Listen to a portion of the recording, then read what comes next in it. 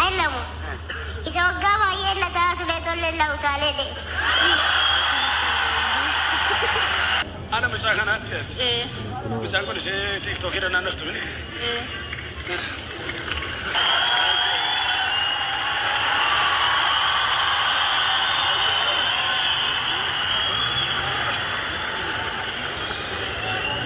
Maaltu? Eeyyoo maqaan kee? Sanyii.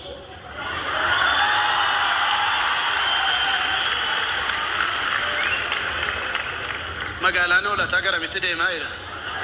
Hoolatumatti. Hoolatumatti.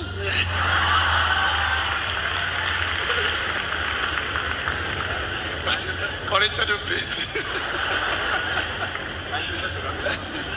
Waaw. Maal meeqa baratta? Kutaa lama. Kutaa lama. Kottu gara koo. Waggaan kee meeqa? Sagal. Si haa eebbisu. Guddadhu maqaa Yesuusiin. Amiin.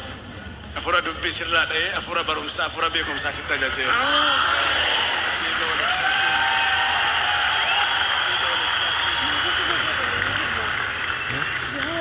Gammaddee? Inuma gammadna malee waan biraa maal goona ree?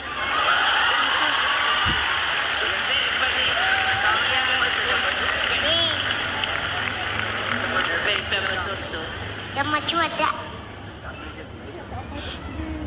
Okay. Durumayyuu haa taasin dhufiini. Abjuudhaanii masharat dhufaniitu jetteetu yeroo hundumaa masharat jetti achirraan immoo irra dhufti. Achirraan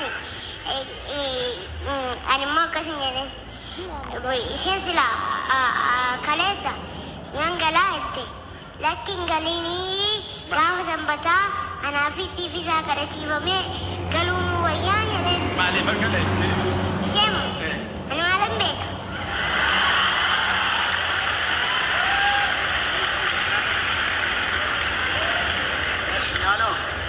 Ati gamu. Achillaan egaa tole kaati jennaan haa ta'u jetteetu achuma fuulduruma kan siree qabannee bulleetu amma immoo allammoo dhulle. Amma irra maaltu ta'e rasa ishee? Ay lamu.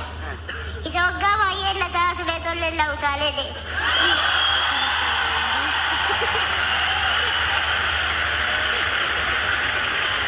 Magaalaan hoolataa garamitti deemaa jira? Hoolatumatti. Hoolatumatti.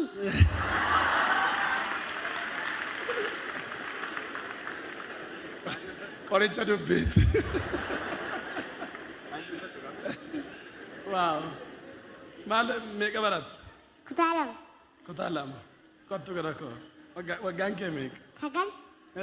Si haa eebbisu. Guddadhu maqaa Yesuusiin. Amiin. Afura dubbii sirraa dha'ee afura barumsaa afura beekumsaa sitti ajajeera. Amiin. Eega walichaatiin.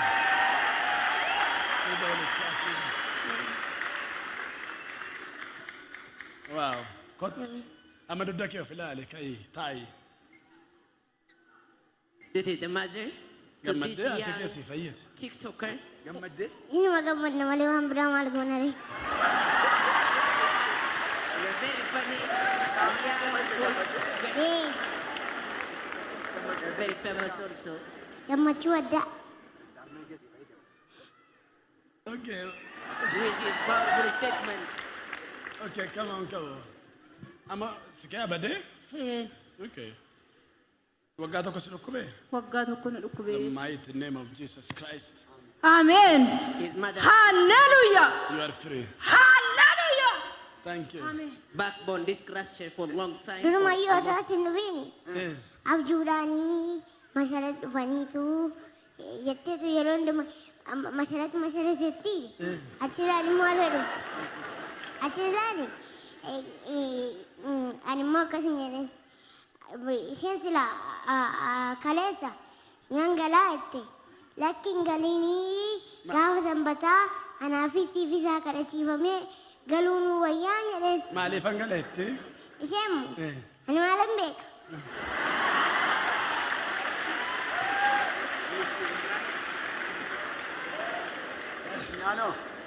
Ati gamu.